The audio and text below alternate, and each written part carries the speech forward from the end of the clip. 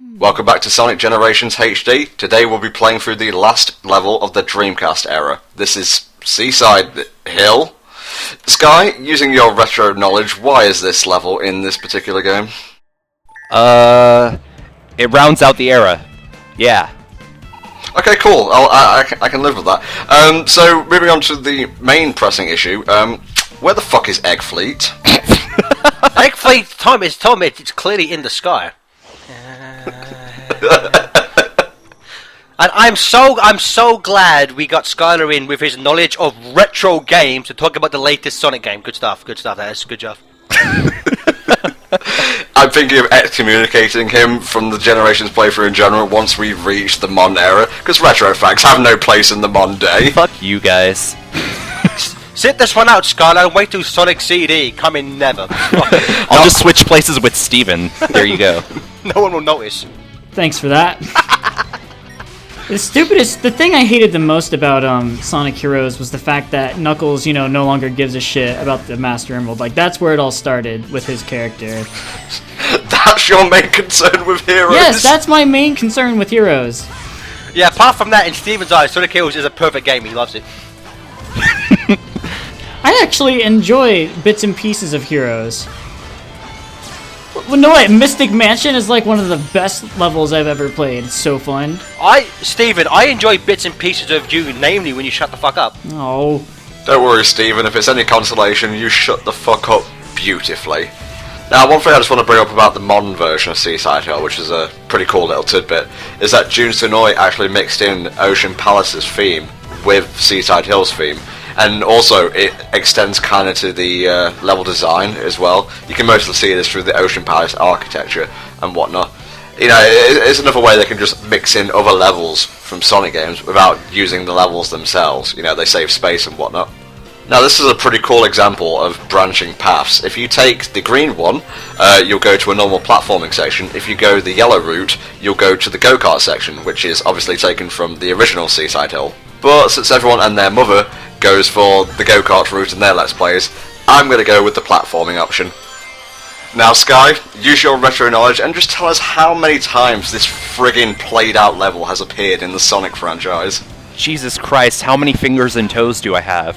Alright, 2 acts in Sonic Heroes if you count Ocean Palace, 2 acts here in Generations, 3 courses in the first All-Stars Racing, another one in Transformed for some reason, and then, did I mention the Winter Olympics? It's in there, yeah. And now, just recently, it's in Sonic Dash. There have been so many fucking remixes of this level. It's like Green Hill 2.0 for Sega. They have such a hard-on for this level, and I don't understand why. It's not that great of a level. I actually have a reason. The way you just said about the music, of course, that's been brought up before. Sega don't own the rights to Green Hill Zone, and because Seaside Hill is pretty much, it is pretty much Green Hill Zone, just slightly different. That's why I reckon they use it, because it looks just like Green Hill Zone, and they can remix the Seaside Hill theme without having to pay anyone, because Sega owns Seaside Hill outright, which is why I reckon why. Also, it was the first level of the first ever multi-platform Sonic game, and you got to get those nostalgia dollars from the kiddies. Even though no one likes Heroes, and if you do, you're an idiot. Well, that makes me a half idiot. Okay. Seems legit. You're only a half idiot? You can't even go the full course and be a full idiot. I don't even know. Why are you in this commentary? Well, to be fair, he hasn't really. Trust me, people in the comments have been asking that since part 1. They really have.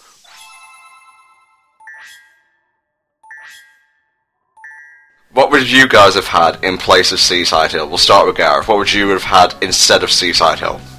Oh, Egg Fleet, hands down. Egg Fleet, but only if they made it good, unlike in Heroes. Well, it was good in Heroes, but I understand your meaning, Sky. Hang Castle, Mystic Mansion. I will never get the love people have for those, but whatever, Steven. It must be an American thing. That's not a level. That's my favourite level. It must be an American thing, Zone. That's genius. Living in America. Because obviously, Skylar and I are the only 2 people in the chat who are American, and maybe that makes a connection for you. I agree with Skylar, Mystic Mansion. Well, I live in America now, and I say Egg Fleet, so fuck you. Now, I think the classic version of Seaside Hill is probably one of the more boring classic levels in the entire game. It just really does nothing for me. Like, the music isn't that great. The level design, even though it like cribs from like Hydro City, Labyrinth, and so on, just isn't that interesting, honestly. I'd say as a whole, Seaside Hill and Planet Wisp are probably the weakest levels in the game for me. I thought it was really cool how they turned this level into the token water level for the game, you know, like with Labyrinth, Hydro City. God damn it, Dad! We always do that! Jesus Christ. Yeah, I do like the fact that they did make this into a water level, but as a rule, water levels tend to suck in Sonic games, so I kinda wish they hadn't bothered. We already got that in Chemical Plant. We don't need more of it. To a certain extent. I mean, Chemical Plant had certain water elements, but this one, like, most of this act is just in water. And, you know, we had Speed Highway and City Escape, so obviously we've got the city trope out of our systems now. We can look forward to plenty more varied levels in Sonic Generations in the modern era. I don't know what you're talking about. Tom's drunk. Either Tom's drunk or he's an idiot. I wish I didn't know what I was talking about either, trust me. No, Tom said this track isn't that good. I don't mind. I mean, I kind of prefer this to the modding because it actually sounds like a remix, right, as opposed to a remake. But this is actually Richard Jacques doing this track, and I actually kind of like it. Now, is it Jacques or Jakes? Because I've heard it both ways. I've met the man, but I have no idea how to pronounce his name. I apologize. It's a French name. It's Jacques. Yeah, because it's spelled that way, so I would assume it's Richard Jacques. I think so, but I think I've heard people pronounce it Jakes. I don't care. Sonic. Okay, from this day forth, he's now called Sonic R-Man. I like this track by Sonic R-Man. Good job. In the liner notes, credits Sonic R-Man. Seeing a whole lot of Hydro City right here. Damn you heroes, must you defile the greatness that is Sonic 3 and Knuckles? I don't know what you're talking about. This is a completely original level, based on Sonic Heroes. Original the level, do not steal. Act 1. And also Act 2, the lazy bastards.